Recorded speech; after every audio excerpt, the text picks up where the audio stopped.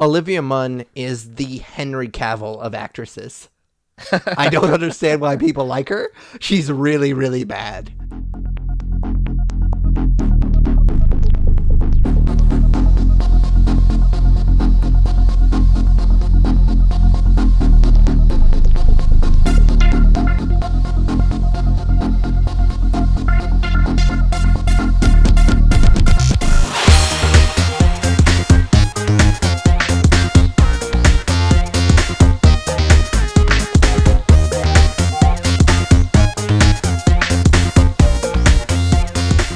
Welcome, nerds, to episode 207 of the Nerds You're Looking For podcast, a weekly nerd culture podcast that discusses the culture through various segments. You can check out all of our content at our website, thenerdspodcast.com. For you gamers out there, we do have a YouTube channel, The Nerds You're Looking For, which is kind of basically my YouTube channel where I do a lot of gaming and talk about big gaming stories that I feel are relevant. And then you can also, on our website, thenerdspodcast.com, check out my gaming journal, which I am really ridiculously behind on. I have like 3 or 4 games that I've beaten that I haven't wrote about, but I will get caught up eventually.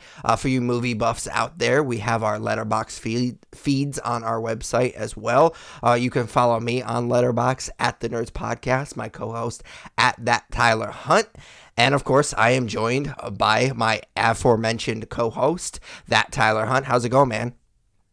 It's going pretty well. How are you? I'm good.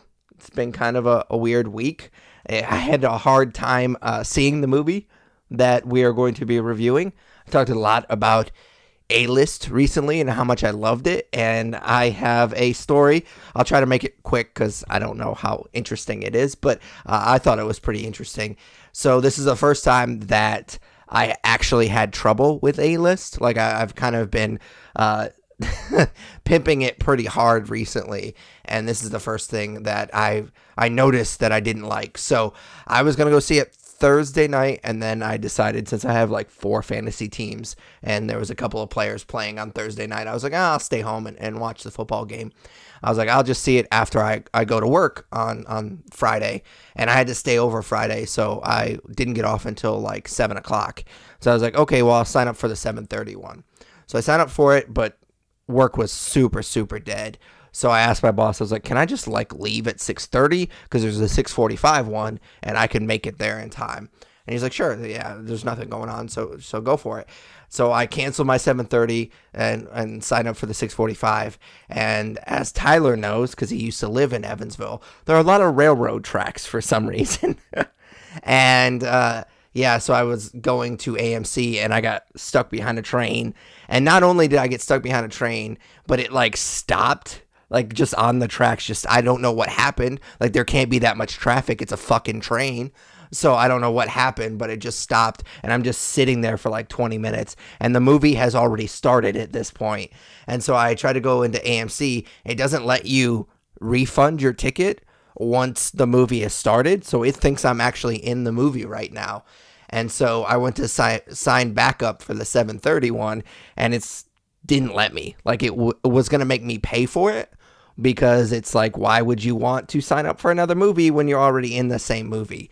So it's a little weird. I get it. Like that's a weird situation for AMC. Like I can't be mad at A-List for it, but at the same time, I ended up having to see it after work on Saturday because I wasn't going to pay for the $10 or whatever it is to go see this movie when I have this thing that I pay for each month, so I don't have to pay for the movie. So, and I also wasted one of my movies for the week because it thought I saw Predator twice now. That's a bummer, but I mean, still much better than MoviePass, so. Oh yeah, for sure. I had actually got to see the movie that I wanted to see, so it's definitely better than MoviePass. Honestly, I haven't thought about MoviePass in a while now. Like, is it still a thing?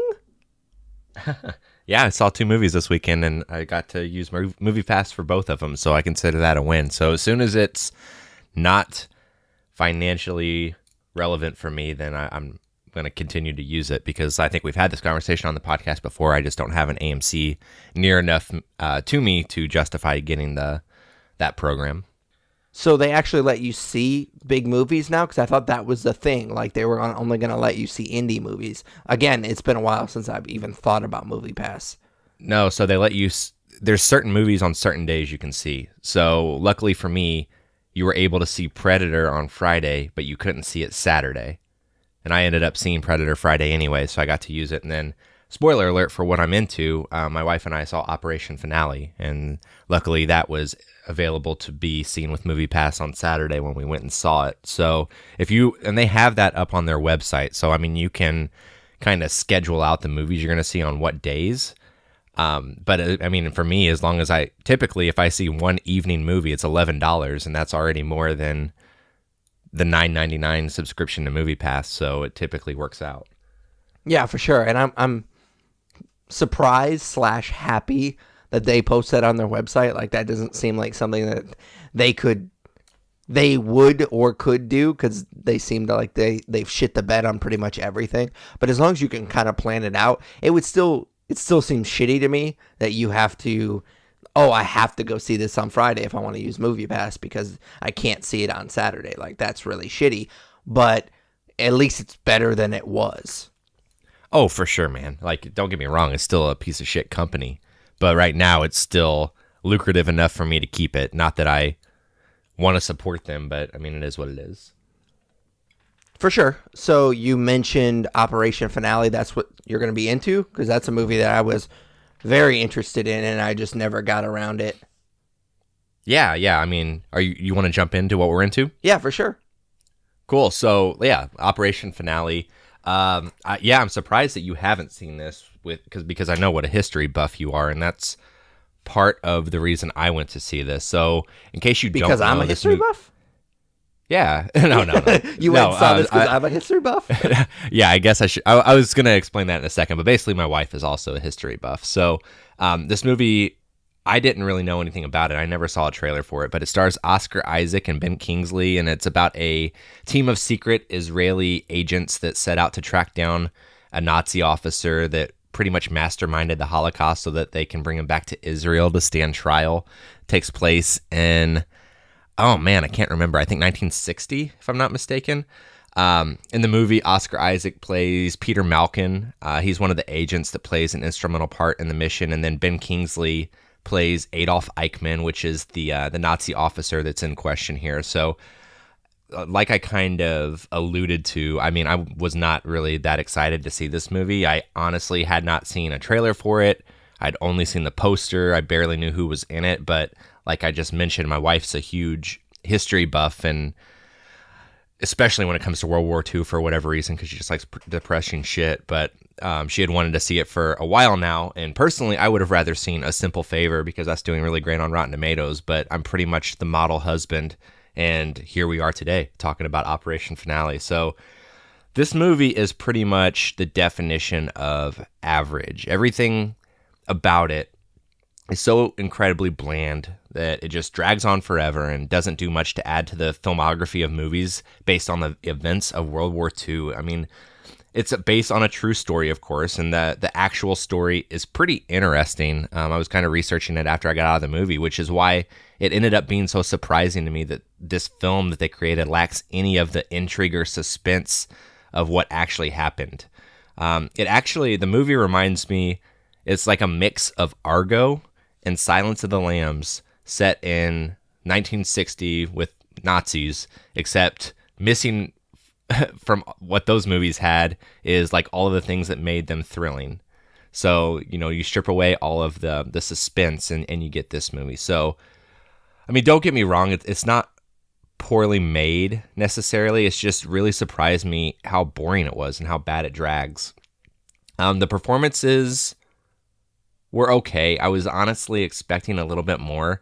Oscar Isaac has a few flashes of greatness. There's one scene in particular where he's really great, but for the most part, he's pretty forgettable. And then, you talk about somebody like Ben Kingsley. He also should have been quite a bit better than what he ended up bringing to the role. He only gets emotional in one scene, and not even that entire scene. Is basically one moment, and the rest is pretty basic, which was disappointing. I also, I didn't mention it yet, but Nick Kroll is in this movie, and he plays a somewhat serious role, and he isn't necessarily bad in the role, but he's definitely pigeonholed himself into a particular type of actor, and all I could see when he was on screen was, his character from The League or the douche from Park and Recs. So he just didn't do it for me either. So yeah, I mean, basically to kind of sum things up, it was super disappointing in a world full of World War II movies and films based on the subject. You have to be a little bit more creative and ambitious than what this movie did to leave a lasting mark. So, I mean, for you, I know since you're very interested in the topic and you're very interested in history, like I'm not going to sit here and tell you not to watch it because it is kind of a cool story. I just think there's a lot they could have done to make it better and more entertaining. And for that, I'd say I'd probably give it a 2.5 out of 5. So I feel like when you said the thing about being a model husband, I feel like you kind of braked for like a half second, waiting for me to laugh, and I was thinking, well, you're a better husband than me, so that's not really a joke. Like out of the two of us, you're closer to the model husband than me, so like I'm not. It was almost laugh at that. Yeah, I almost shouldn't even made the joke because it's almost more of an inside joke because my wife has like bugged me to see this movie with her for 3 weeks or however long it's been out. And I had told her last weekend we'd go see it, and we ended up not seeing it for some reason. And we basically got in a fight about it. I was like, go see it by yourself. I go see a ton of movies by myself. Like, it's not a big deal. Just go see it. I have no interest in it. And of course that didn't end well for me. So, yeah, I am not at all a model husband, and the fact that it took me 3 weeks to take my wife to see this movie. It's funny that you brought up that and A Simple Favor, because I failed to mention this in my A-list story because I, again, tried to make it as short as possible. But my wife and I were actually planning on going to see A Simple Favor on Saturday. But because I got stuck behind the train and had to go see Predator when I got off work on Saturday, we didn't actually get to go see A Simple Favor. And I was like, we'll just see it next week. We're probably not going to see it next week. Dude, that's the same thing that happened last weekend. Because last week on the episode, I talked about The Nun. So it was like, let's go see The Nun Saturday so I can talk about it on the podcast. And then we'll go see Operation Finale Sunday. And it was all just, I mean, I could have talked about either movie. I mean, I talked about Operation Finale this week. It just had to do that I wanted to see The Nun more. Yeah, for sure. I'm a dick. So that's exactly what happened. But anyways, man, what are you into? Well, I was going to actually talk about Operation Finale for like a sorry. second. I haven't seen it. I wanted to see it. I just think it's very weird that a movie like this came out right around the time that they literally caught like the last Nazi in America the other day, and he's like 98 or something crazy like that. Like he was living in New York or something like that, and they just shipped him back to Europe to stand trial. So I thought that was kind of interesting, coincidental sort of thing. And if you are interested in that type of stuff, there is a really good movie called Conspiracy, which is basically it's going to sound super boring when I describe it, but I thought it was really, really interesting. I used to actually show it, a part of it, in my history class when I was student teaching. So it's basically the meeting that all the high level Nazis had to come up with the final solution, how they were going to do it. And it's super, super depressing, obviously, because they're just talking about other human beings like they're garbage, and like how are they going to dispose of this garbage. And it's really sick, but at the same time it's really, really interesting. I think Stanley Tucci's in it and Kenneth Branagh's in it, so the performances are really good. So I think if you're interested in that type of stuff, I definitely would suggest seeing Conspiracy because it's really, really good. Yeah, it sounds like it might be a lot better than this one ended up being. But I'm really curious what your opinion of it would be. So if you ever get around to watching it, let me know. Yeah, like I said, I had signed up for it, but something happened, and I don't remember what it was, and I just had to cancel it. I'm so into A-list. Like I make all these plans. I'm like, oh, I'll see this one this day, this one that day, and then something always happens, and I never stick with it. But they make it so easy that it's just like, oh, a couple of buttons and I can cancel it. So it's like I'm not too heartbroken. So I had this on the docket and then I just never got to it. Sure. Cool. What are you into this week then? All right. So I watched season 2 of Iron Fist, which is obviously a show that we have shit on a lot. I mean, we're not the only ones. Everybody shit on that show, the first season. But they made a big deal because they got a new showrunner for this particular season. It's a guy named which he has a really douchey name. His name is Raven Mitzner. And everybody kind of made it like it's a big deal that he was taking over the show. But he's also the guy that directed that dumpster fire of Elektra movie a while back. So I don't know if he's necessarily the savior that we're looking for, which coincidentally is the name of the religious podcast side project that I'll be doing. The reason that everybody's making such a big deal out of it is because obviously the season 1 was just so bad and they just kind of needed a fresh start. And so I was kind of looking forward to this season. But the reason that, and I talked about this a couple episodes ago, the reason that I got us blocked on Twitter that one time was because, and we've had this conversation a couple of times on the podcast, like I wanted to see him in a mask, not just because he's in a mask in the comics, but also because Finn Jones is just not good at martial arts. And Iron Fist is the martial artist of the Marvel Comics. So I wanted to see better martial arts. And I know that everybody was saying, like, after season 1, well, they didn't give Finn Jones much time to train, and that's the reason.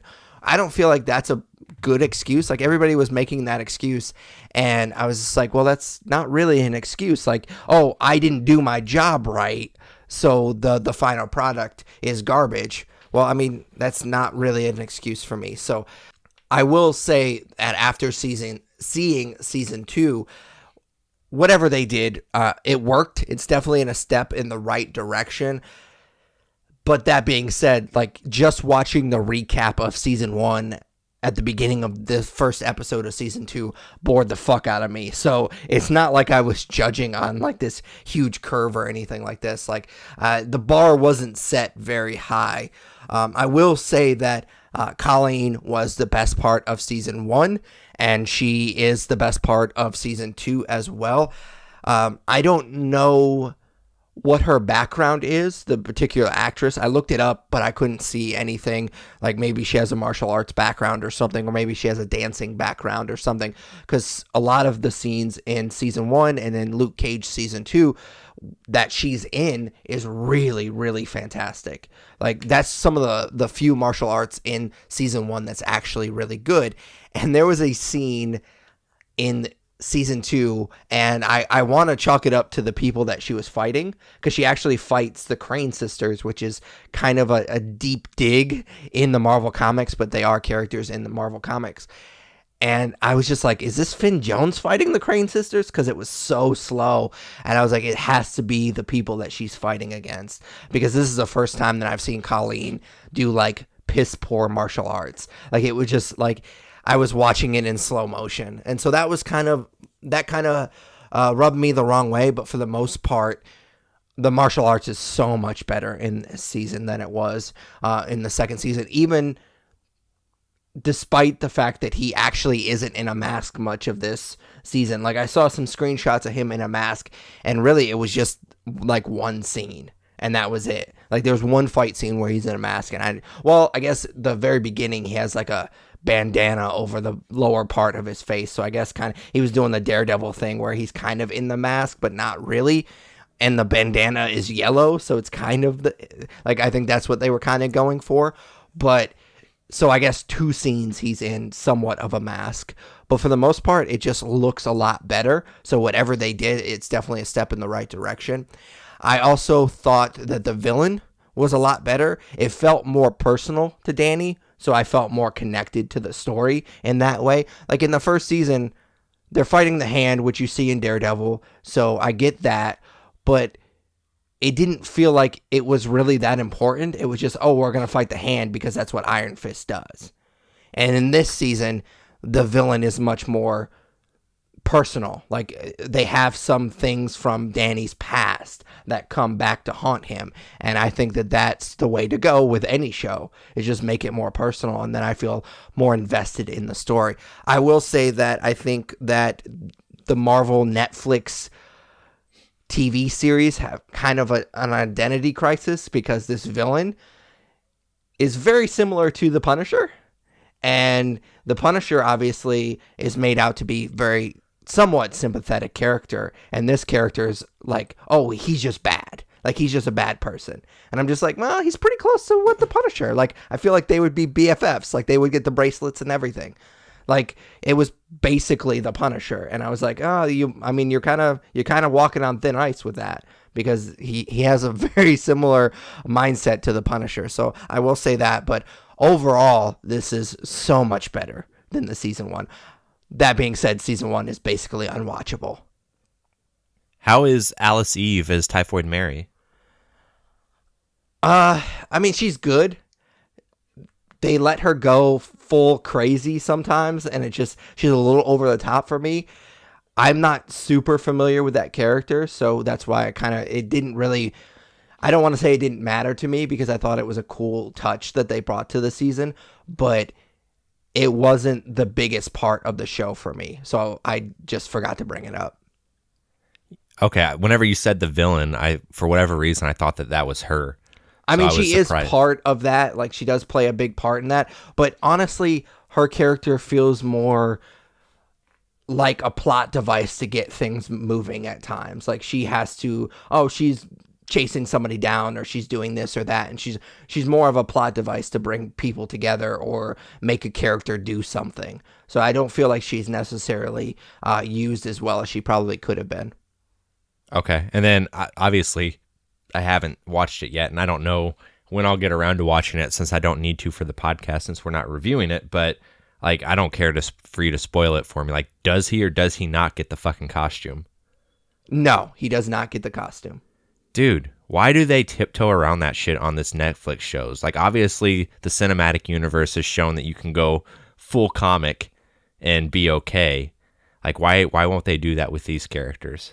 I'm not sure. Like, there is a scene that he is in the mask, and it's kind of like that's full in the trailer. Costume, but it's when he's still like fighting to become Iron Fist. It's like his last fight before he takes on the dragon. So you do see him in the typical Iron Fist get up, but that's it. Like, when he's in New York, he's not in the Iron Fist costume. So that's disappointing. And I didn't mention this, and I kind of tweeted this out a little bit ago, but the ending is really stupid. Is like the very end of this season kind of left a sour taste in my mouth, and I didn't want to bring it up. I thought about it, but I decided against it, so I guess I'm doing it right now. But because it's only like 5 minutes. It's like the last 5 minutes of the last episode, but because it's so stupid that it like, what? Like, you did so well until like you could have just stopped it like 5 minutes before and it would have been fine. But like, Danny and Ward go on like this little field trip, and I get that it has a tie to the comic books, but there's a lot of stupid shit in the comics. Like, the comics have been around for a while. Just because it has a tie to the comics doesn't mean it's not stupid. It's really stupid, and I feel like you're going to hate it. Like, if you eventually watch this, I feel like you're going to hate it even more than I did, because it's definitely something that I think you would rail on pretty hard, because it's pretty fucking stupid. I'll watch it eventually for sure, and I'm interested in that now. What, does he become a crime boss? No, they don't go full Luke Cage. But no, I think it's actually dumber. Like, it's so stupid. Like, I want to tell you, but I don't want to tell you. I don't want to spoil anything, but it's really, really stupid. Yeah, it's unfortunate that I have to sit through 10 hours of mediocre TV to get to this 5 minutes that are really stupid, because I'm very intrigued, but I'm sure I'll watch it in the next month or so. For sure. Cool. You ready for comics? Yeah, what'd you read this week? I read a comic called Cemetery Beach. It's the first issue in a new 7-issue miniseries that's being put out by Image. It's written by Warren Ellis, and it's drawn by Jason Howard. So this is the creative team that wrote Trees, which I didn't end up keeping up with, but I think you did, right? Yeah, I did for a while, and then they didn't put out an issue for a really long time, and I kind of like fell away from it for a while. So I don't know if it's still going or not. I don't think it is, but like, I kept up with it, and then for like 4 or 5 months, I never saw an issue. So I don't know if it got canceled or what happened. Yeah, well, either way, it's being developed into a TV series right now, so that's on its way, I guess. But as far as Cemetery Beach goes, this book is definitely unique, and it's not what I expected given the title. Basically, it's set in 1920, or I'm sorry, it's not set in 1920. Back in 1920, there's an off-world place that was discovered and then later colonized, and they never say if this off-world place is another dimension or if it's another planet or anything like that. But basically, the people that colonized it back in 1920 continued to live there and basically cut themselves off from old home, which is Earth, and they've become kind of lunatics. So this book picks up in an interrogation room. An interrogator from this off-world place is interrogating a professional pathfinder named Michael Blackburn. He had been caught. He's from Earth, and he had a mission to basically come to this secret off-world colony to scope things out and determine the danger. And the scene between him, so Michael Blackburn, he ends up being our hero. The scene between him and this interrogator is actually really witty and a little funny, actually. Yeah, he's explaining that, they have walkie-talkies on this off-world planet, and he's like, those walkie-talkies you have back home, everybody has one of those, and they use it to take pictures and play music and this and that, and people talk through computers now. And he's like, oh my God, I can't believe it. And he's like, yeah, and unfortunately it also gives every guy on the planet the ability to send a picture of his penis to any female they want. And he's like, oh my God, that's terrible. So it's actually like a little bit wittier than I expected it being, and there's some funniness to it, but the back and forth between them is great. And I really appreciated that was the foot that this comic started off on. Long story short, though, he ends up escaping, and he comes to another prison cell, and he finds a prisoner that is native to this off-world colony, and her name is Grace Moody. And he basically breaks her out to be his guide as he tries to get home, since he needs somebody that knows the landscape and the terrain of this place, because he doesn't. And as they escape the prison, there's just like this amazingly drawn prison escape where it follows them for the next few pages, and there's very little dialogue, and it's all action, and it's really intense. And like I said, like, not only is that beautifully drawn, but this entire comic is beautifully drawn. And if you can't tell by now, I really did end up enjoying this book quite a bit. Given the title, Cemetery Beach, I was expecting something a little bit more in the vein of horror and something from like the thriller genre, but it's still a really cool sci-fi book, and that's why I was, I guess, pretty enamored with it by the time I finished it. It's witty, it's creative, it's not like anything I've read before, which is cool. It's a perfect first issue. It brought just enough context, but it wasn't overly detailed, and it leaves some surprises for them to uncover in the upcoming issues, again, since it's only 7 issues. So I definitely expect to keep up with this one. I was definitely caught off guard with how much I liked it. Yeah, when you were introducing this and you said the name and you were like, oh, it's a miniseries brought to you by, and I was like, it's probably going to be Image. And of course it is Image. I hadn't heard about this book until you just brought it up, which is funny because behind the scenes, you thought we were going to talk about the same book again because we didn't text each other, which apparently we're just never going to learn our lesson that we just have to do that. I did not read this book. Like I said, I had not heard of it, so we're definitely not going to be talking about the same book, but this definitely sounds really interesting. Yeah, I just figured it was a new #1 by Image, so, that's typically hit or miss with us. Typically, one of us talks about something like that, so that's why I thought that. But yeah, man, I know that you're not trying to get into a lot of different books right now. Same with me, just because that's how your collection gets out of control, and that's how you get really far behind on what you're reading. But with this one being only 7 issues and it being off to such a good start, I have to recommend it. So for sure. Yeah, that being said, what did you read this week? So I wanted to do a little update on a book that I talked about last month, Fantastic Four #1, which obviously the second issue has been released this week, and that's obviously what I'm going to be talking about. It was written by Dan Slott, and the artist was Sarah Piccielli.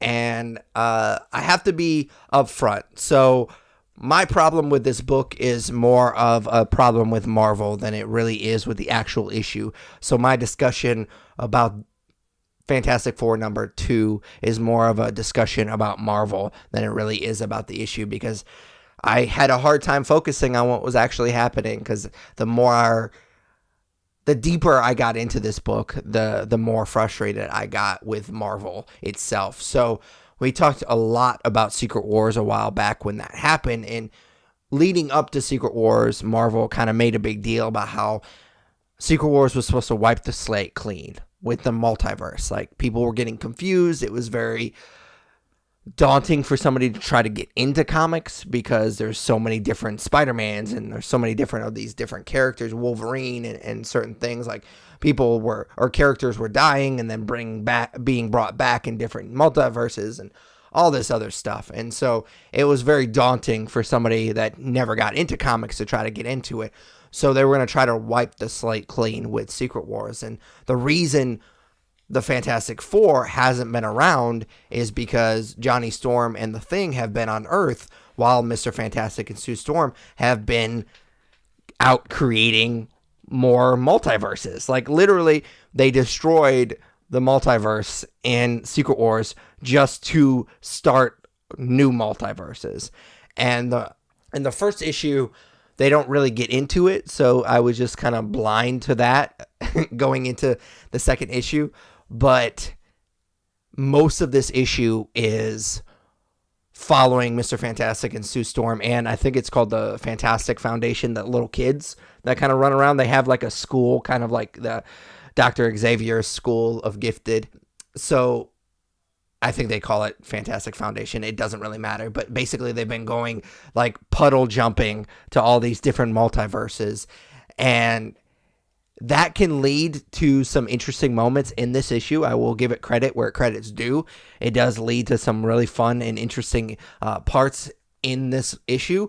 But I was just so pissed at Marvel for what they did. Like, it's the most comic book thing to do, because we complain a lot about, like, oh, characters are dying because they want to sell the book, because they want to have the clickbait of, oh, this character died, but we know eventually they're going to bring them back. And that's how this felt like. Like, they got rid of the multiverse in Secret Wars, and now they're just creating them again so they can do all of this over again.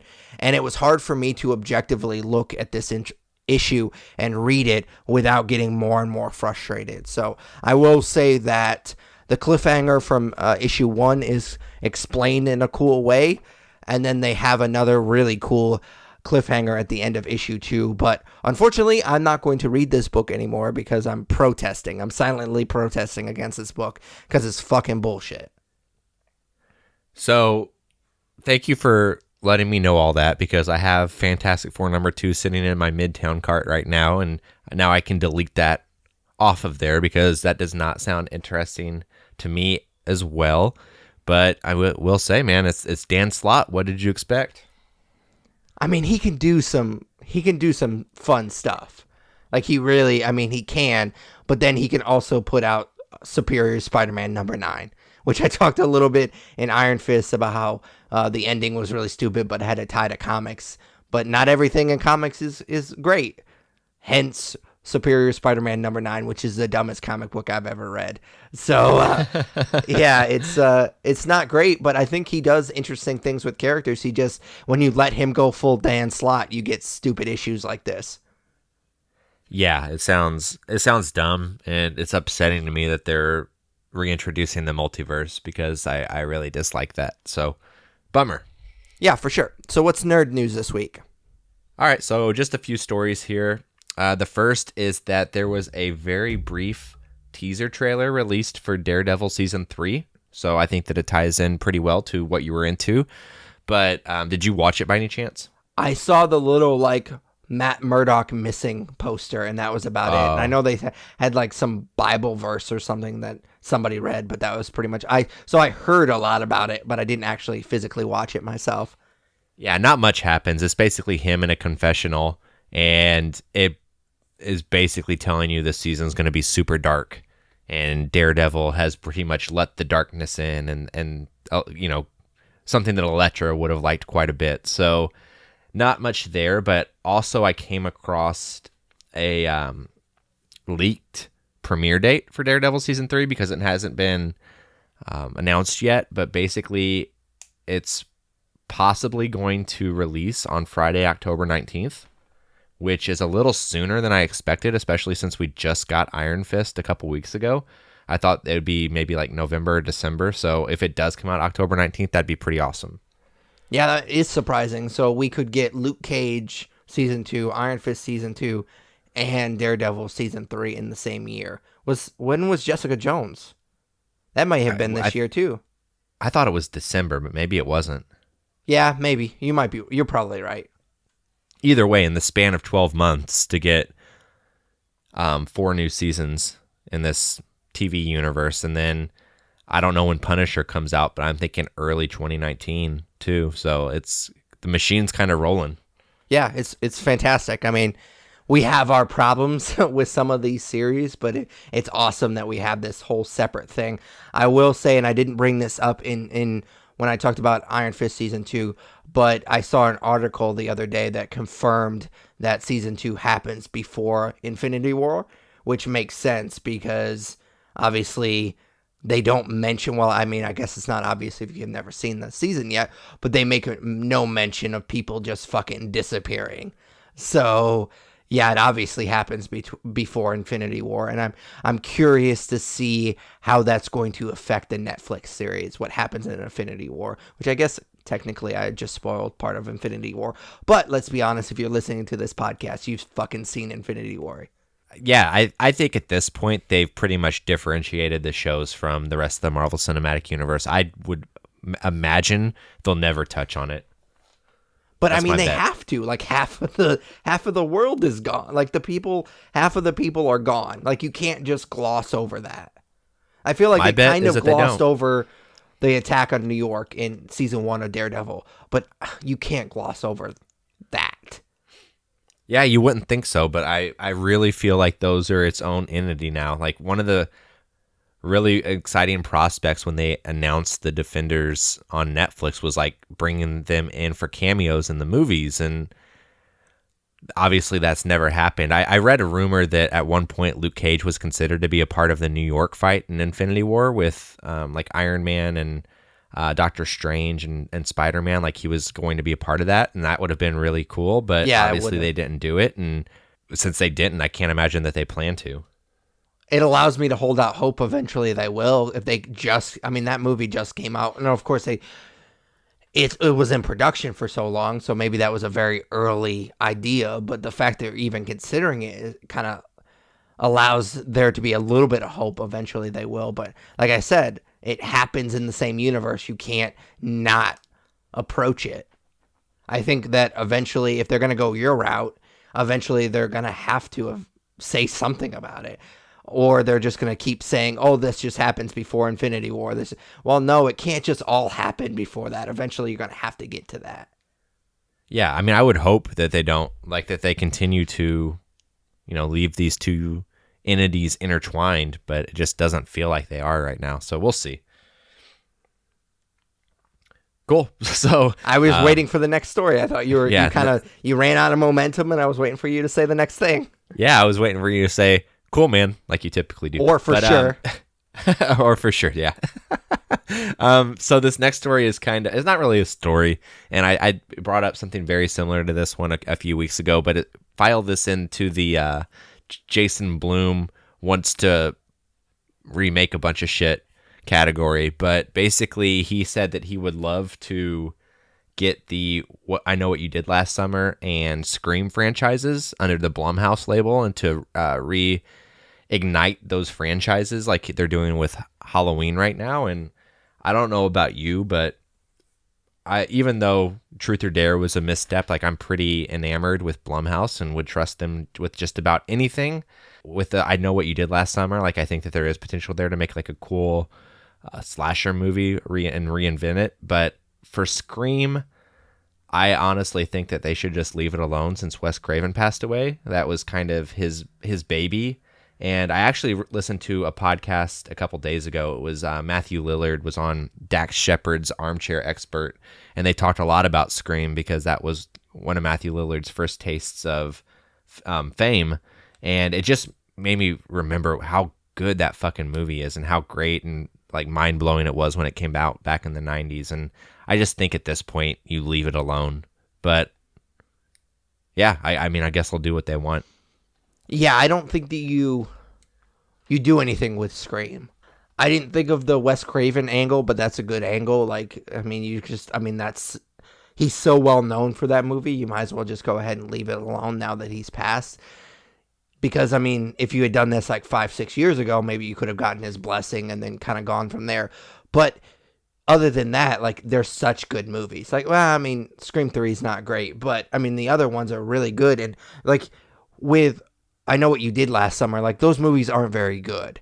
So you could make better versions of those movies, for sure.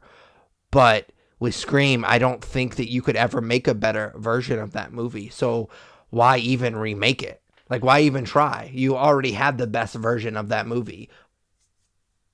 Yeah, I 100% agree. And if anything, like all of this Scream talk lately has just, really motivated me to put at least Scream 1 and Scream 4 on my Shocktober viewing list. Like, I'm really excited to revisit those movies, especially Scream 4. I really like that one. So I'm excited for those this October.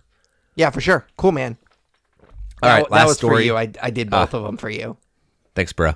All right, last one, the obvious one, probably the biggest news of the week was there was some drama around Henry Cavill and whether or not he will continue to play Superman going forward. So the initial report was that he's stepping away from the role, and then there was some backtracking that was like, no, they're working out financial details, and he posted a video on his Instagram of him wearing a Krypton lifting team shirt and lifting up a Superman action figure in a really, really fucking weird way. And I don't know, man. Like, I know you posted some stuff on the Facebook, our Facebook about it, but yeah, I mean, I could give two shits at this point. Like, at this, with Ben Affleck potentially stepping away from Batman and then Henry Cavill potentially stepping away from Superman, like, you just cut your losses and move forward.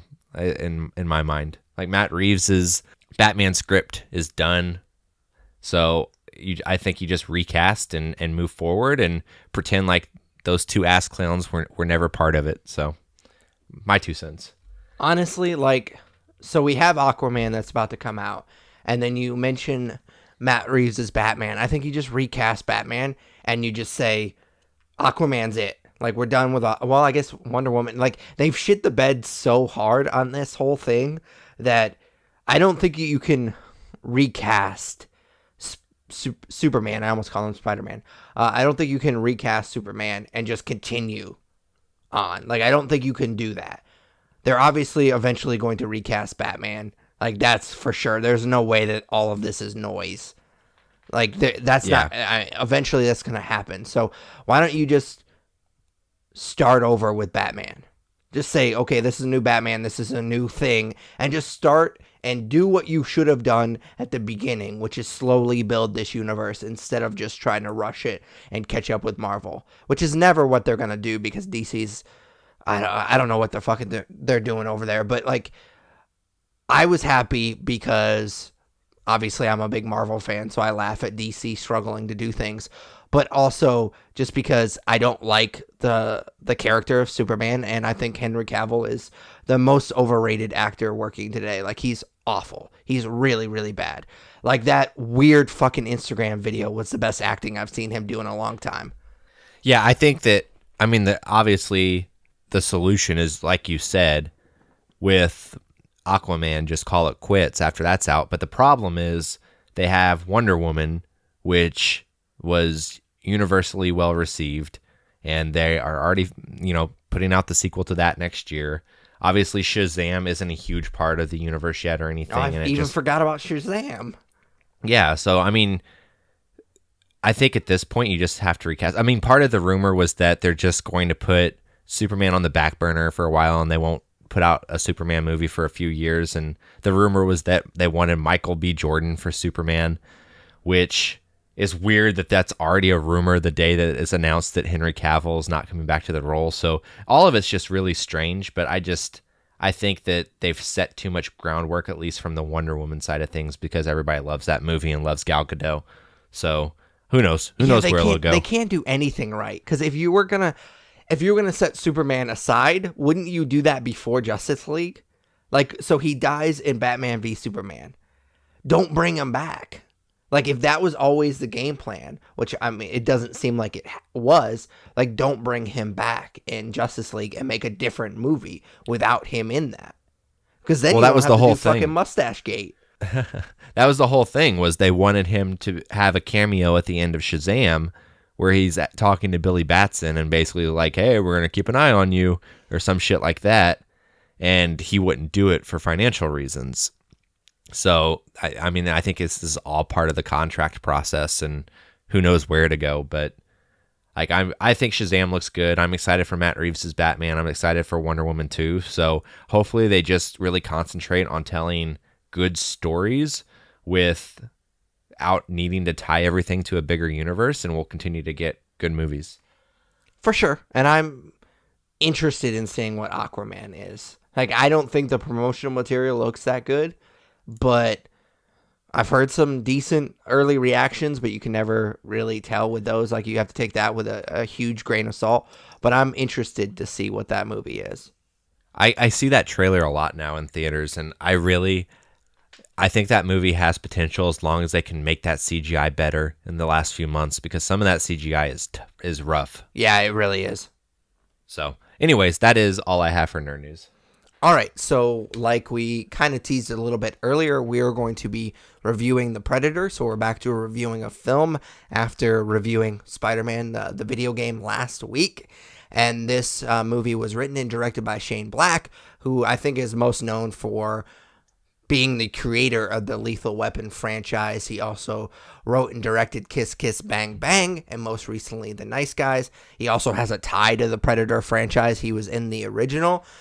So this movie is about after a predator narrowly escapes to Earth. It is captured and experimented on by an elite group of scientists. While those tests are being performed, a middle schooler finds a helmet and gauntlet belonging to the aforementioned predator, which leads a much more dangerous monster right to him. So I haven't seen all of the Shane Black films, but just judging by the ones I have seen, he's really never made a really bad film. Like, there's not one that you can point to, at least the ones that I've seen. They're like, well, there's the bad one. Like, everybody has a bad one. And I really have always liked the idea behind the Predator. And I think we've had this discussion before. That first movie is so good because it doesn't have like a ton of mythology behind the Predator. It's just a bunch of guys in the jungle being hunted by this really cool alien. And that's pretty much it. And the more these films have tried to give it mythology, the more it kind of just feels really forced. And so I was interested to see what route this film was going to go. And like I said, Shane Black has a tie to the universe and to the Predator film, the original Predator film. So I wasn't blown away by the promo material, but I had faith that he was going to do a good job. Yeah, I mean, if you look at his filmography, like, he's written a bunch of stuff, but he's only directed 4 feature-length movies. So Kiss Kiss Bang Bang, Iron Man 3, The Nice Guys, and then The Predator. So I'm sure you have seen all of them, right? Well, I meant like the movies that he has written as well. I haven't seen all of them. Like, I was just looking through his filmography as a whole, and I haven't, like, Monster Squad. I think he wrote that movie. Yeah, he did. And I have never seen that movie. There was a couple of them that I hadn't seen. I guess Lethal Weapon 4 is not the best, but I really kind of like that franchise, so I kind of forgave it a little bit.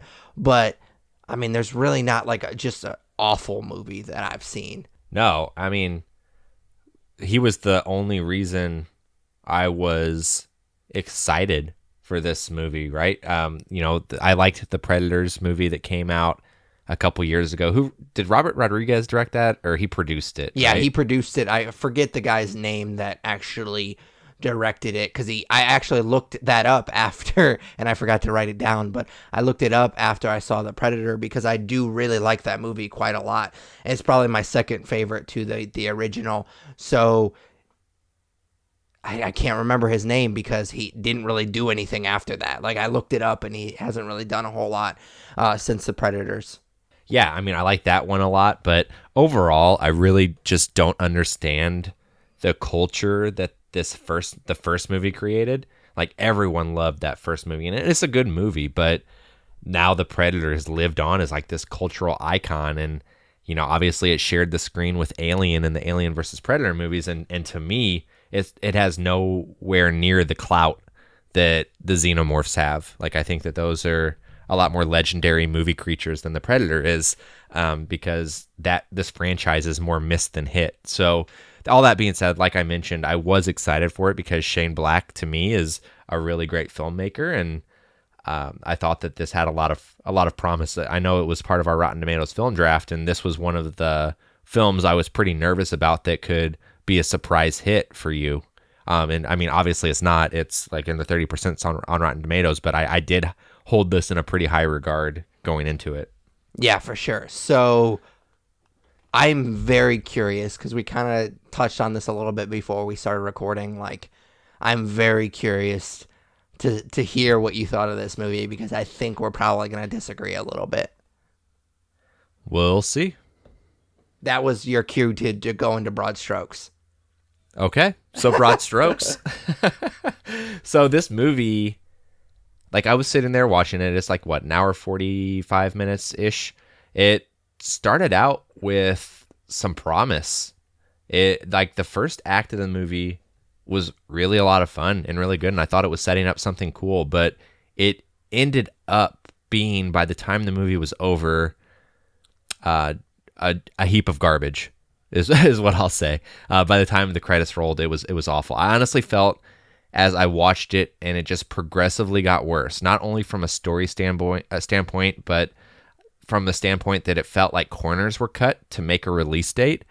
And I'll get more into specifics in the more detailed portions of our review, but I will say that being disappointed is an understatement with how I felt walking away from this movie.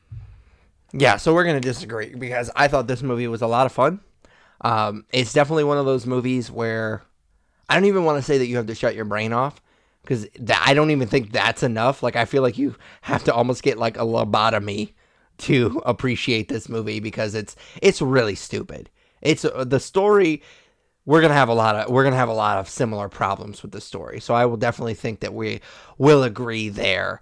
But like, there's so many instances where I'm just like, that's not how humans interact with each other. Like, that's not how that would happen or go down or anything. Like, just because you have Asperger's doesn't make you a superhero. Like, there's a lot of things in this movie that is really, really stupid. And I cannot believe that a filmmaker that made Kiss Kiss Bang Bang made that story choice or whatever.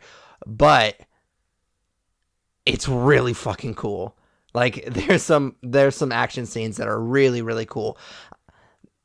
And some of the interaction, especially between the soldiers in the bus, like, not necessarily just in the bus, but just like their interactions, even though they are really unrealistic, the way that I don't think that those guys would have helped, but I thought they were really fun. And I really enjoyed it. Like, I had a good time watching this movie. I would say probably watching 90% of this movie, I had a really good time. All right. Well, it's a bummer this is going to be the last ever episode of the Nerds You're Looking For podcast. Like, I thought that, like, reading, well, I didn't read any of the reviews, but just, like, looking at Rotten Tomatoes, I was like, man, this is going to be a heap of garbage. And then I went into it, and we've talked about this before, like, maybe that helps this movie because I go into it thinking that it's just going to be this dumpster fire, and it's not at all. I mean, I guess you would disagree with that, but I think you said the exact same thing. But yeah, I had a lot of fun with it. I think it's the scene where he escapes the hospital, like the scientists, and he's just like killing everybody. I mean, that sounds morbid, but I was like, man, that's really cool. Like, I like that a lot. Yeah, and I'd consider that the first act, which is really good, and I'll get into it in the story. But yeah, I can't believe that you like this movie. That's interesting. So okay, so jump right into the story. I'm guessing you hated every bit of it. No. I hated 2/3 of it. So the movie starts out somewhat promising, but at some point in the second act, things fell apart, and then in the third act, it just completely derails. So I think that the setup is really good to this movie. It really felt like it was going to be this group of war veterans with a multitude of issues up against the Predator, but the more and more that layers were added to it, it just got stupider and stupider. And that initial setup that felt really fun feels really bad by the time that you get to the third act, and you feel like you sat through a bunch of nonsense to get to it. As these additional layers are added, the movie feels like a cohesive plot that just kind of falls apart. And I mean, it's just everything is trying to set up this weird alien action. And I mean, I'll get to that whenever we discuss the action of this movie. But, one of the things that I expect from a Predator movie is for it to be a blend of horror and a blend of action. But the other thing that a Predator movie needs to have is suspense and thrill. And while this movie does have like a flash of horror and quite a bit of action, like I never felt suspense for the characters, because by the time you get to that third act, again, I felt like everything had fallen apart and you just like, I didn't care. It doesn't do a horrible job of delivering the action, like I said, that like what we'll get to, but it does do a horrible job of keeping up that initial momentum and making you care about these characters. Like you mentioned, their back and forth on the bus towards the beginning of the movie, and I love that. I loved that how they were setting up like this bond with these four characters that have mental issues and are veterans of war, and I thought that was going to be really cool. And then they go to the suburbs, and it felt like it was going to be set in the suburbs, which is like a cool throwback to the 80s. But then you get back out into the forest, and you have Sterling K. Brown's character doing dumb shit, and things just get really strange. And like the plot point that this movie closes on is so incredibly stupid that typically nowadays I'll get on my phone and I'll look up to see if there's like a stinger or if there's something after the credits. But after the way that this movie ends, which I'm not going to spoil, I just got up and walked out. I was so pissed. I don't know. I thought that they had to cut a lot of corners as the story went on. And most of that for me is going to be whenever I talk about the CGI and the action in the third act. But I think that there are some story elements too that felt really rushed, and all of the promise of this movie quickly deteriorated with the runtime.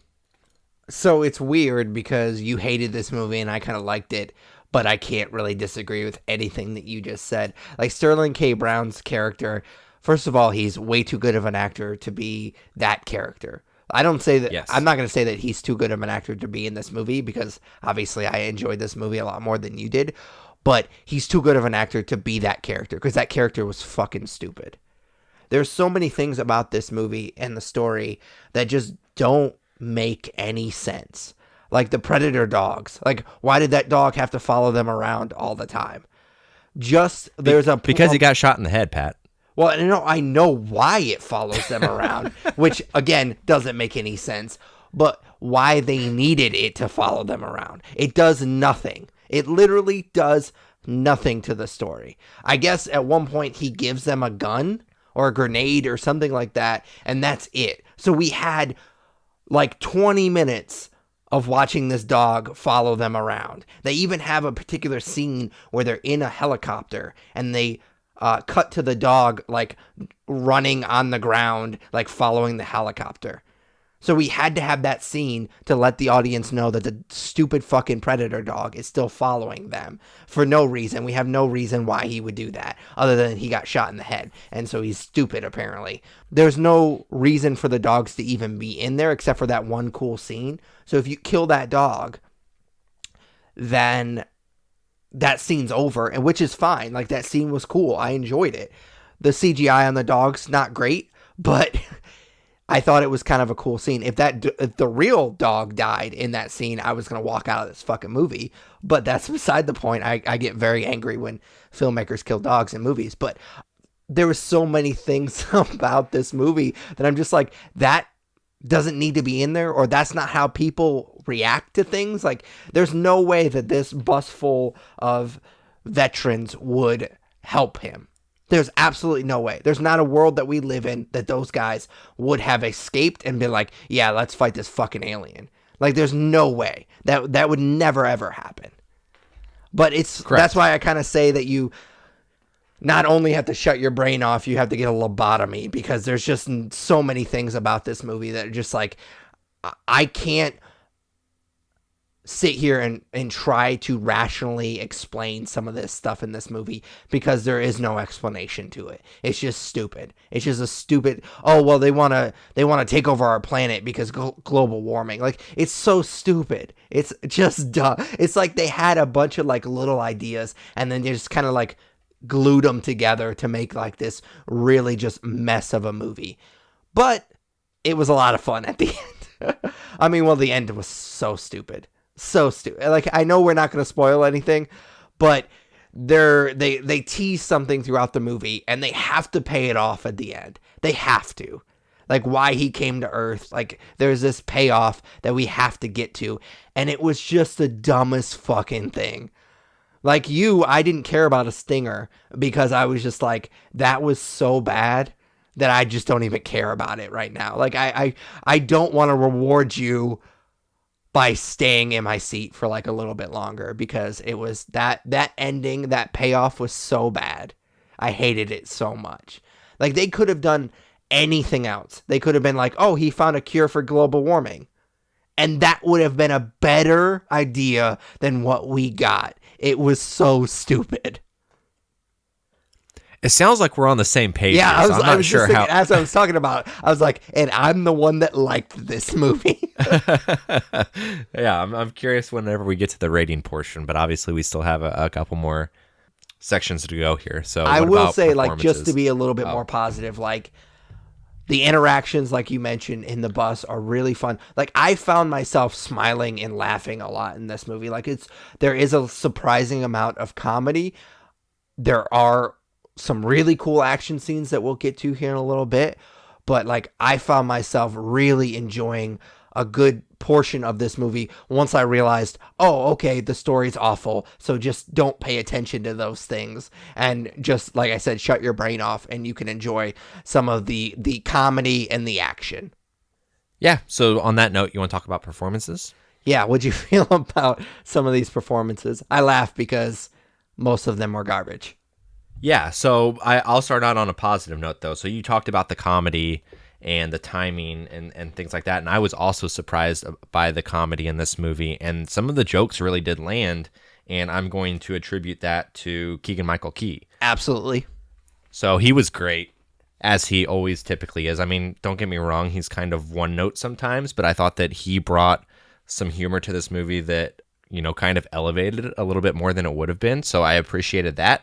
But you were right. Everyone else is pretty much garbage, especially Boyd Holbrook, who is the main character in this movie, who I've never heard of. I guess he's Pierce and Logan, which I couldn't even tell you like how his performance was in that movie. But in this movie, it's fucking terrible. Like, he is an awful actor, and to hang your Predator franchise hat on him is dumb as hell. So, yeah, he's terrible. I think Sterling K. Brown is amazing, but I think he is extremely underused in this movie.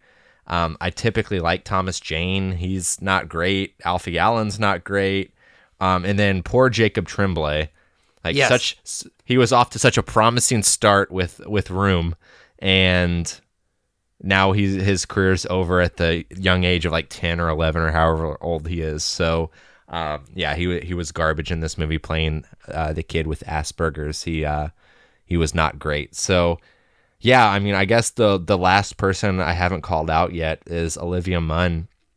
And I like Olivia Munn in theory. Like, she was on G4, and, you know, she's a nerd and she likes this culture, and you know, I don't not root for her necessarily, but I don't think she's. I don't root for her. I don't think she's a great actress, and I don't buy her as being this super intelligent scientist. And it's not because she's a woman or anything like that. Like, don't misconstrue this as, you know, me being mean against women. It's because it's her, and it's because I've heard her say really dumb things in the past, and I just don't think she's a great actress, and she can't pull it off. Olivia Munn is the Henry Cavill of actresses. I don't understand why people like her. She's really, really bad. I don't get it.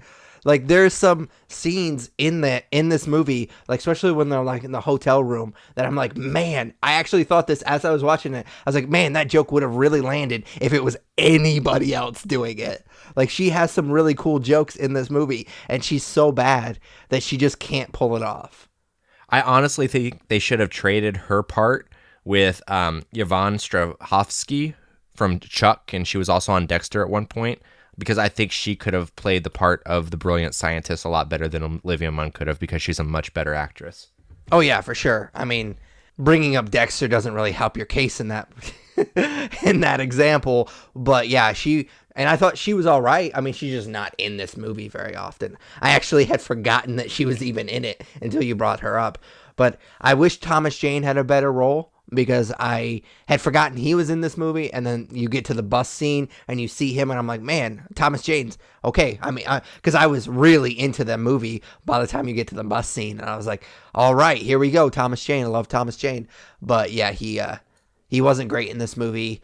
I'm trying to think. I don't remember his name because I didn't write it down. But the guy that plays Nebraska, like I didn't buy that relationship at all.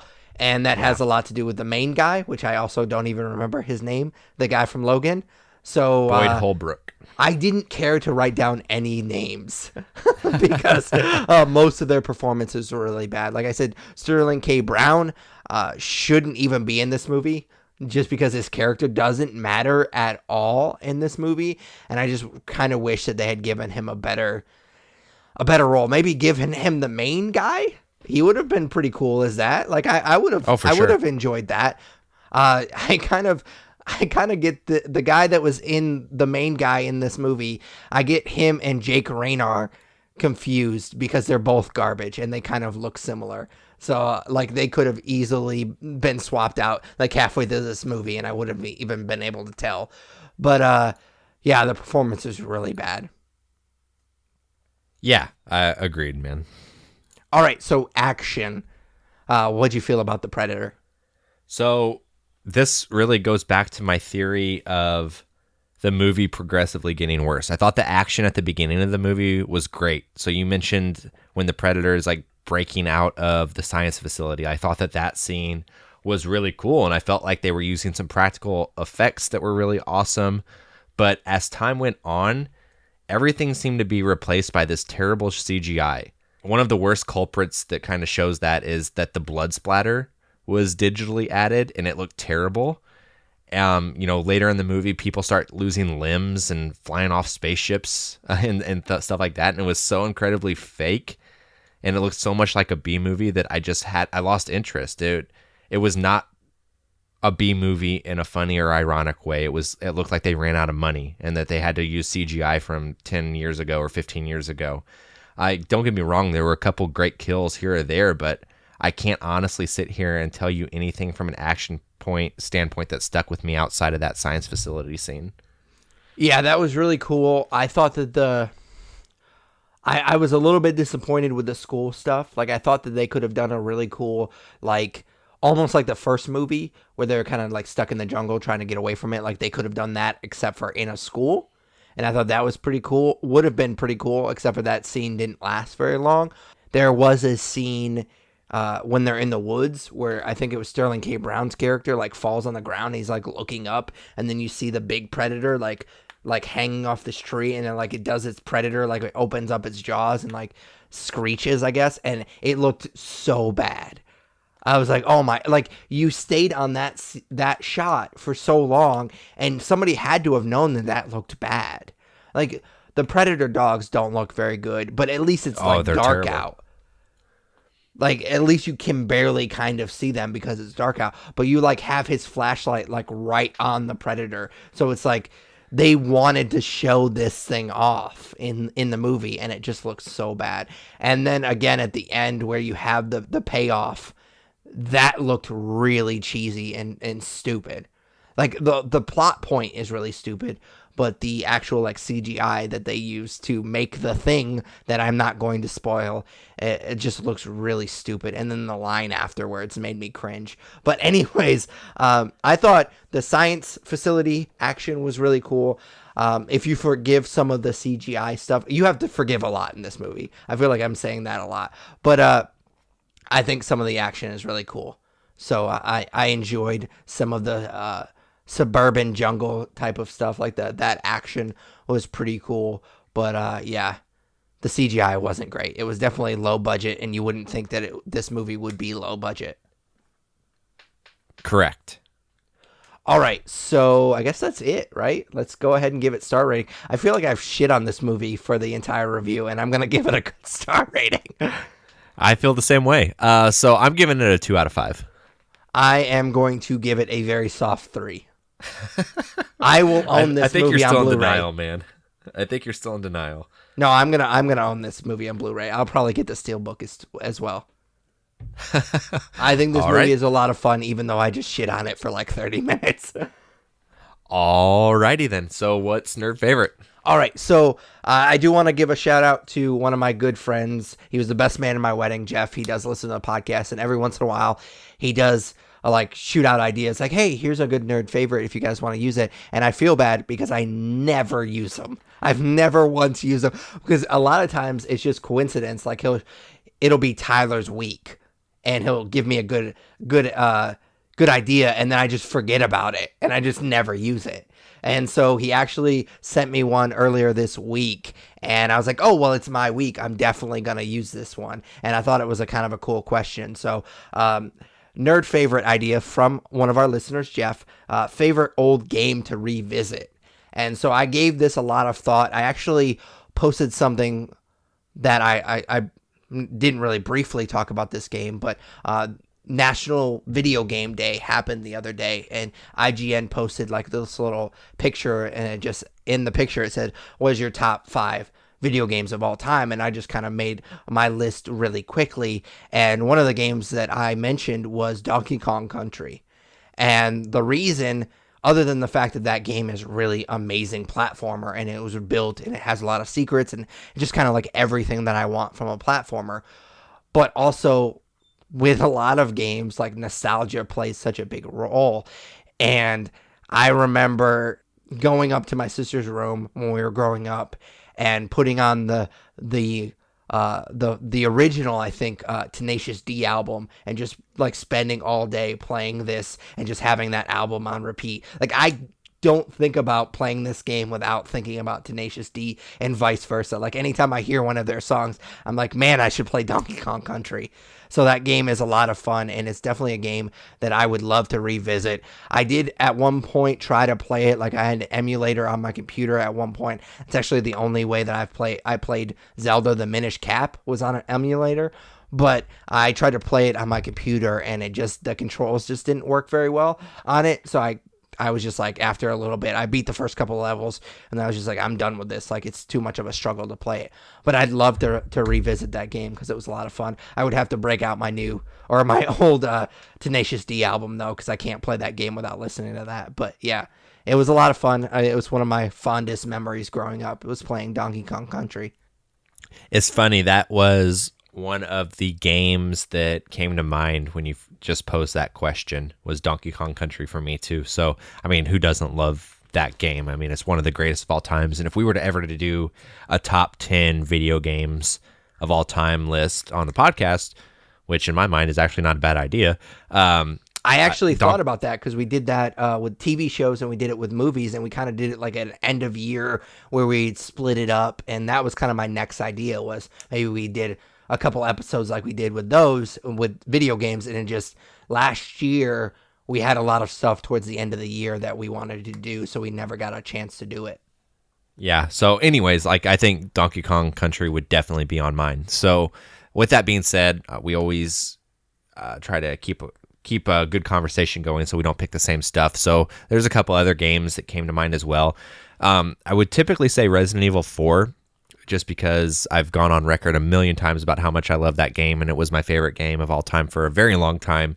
But I downloaded it on Xbox One they have it on the Xbox store about a year ago and started playing through it again. And the controls just felt really off to me. And I don't know why, and I never ended up finishing it again. So I can't really say that game, although that did come to mind since I love that game so much. So I'd probably go back to Super Nintendo as well, because I actually did this in college. I broke out my old Super Nintendo and played through a couple games that I loved as a kid. And this is a really strange one.